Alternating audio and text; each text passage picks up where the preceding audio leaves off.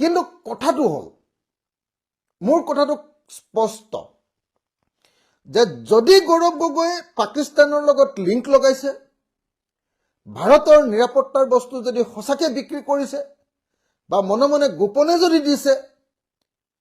তেতিয়াহ'লে গৌৰৱ গগৈক একদিনৰ কাৰণেও আমি বাহিৰত ৰাখিব নালাগে গৌৰৱ গগৈক লগে লগে গ্ৰেপ্তাৰ কৰিব লাগে এতিয়া এই যে পাকিস্তানলৈ যে আমাৰ ভাৰতৰ মানুহ যায় গৌৰৱ গগৈ যে গ'ল প্ৰথম কথা নিশ্চয় গৌৰৱ গগৈক যাবৰ কাৰণে ভাৰত চৰকাৰে অনুমতি দিছিলে কিয় অনুমতি দিছিলে কি কামৰ কাৰণে দিছিলে আৰু পাকিস্তানত কি কামত গৈছিলে নিশ্চয় ভাৰত চৰকাৰৰ ওচৰত তাৰ পৰা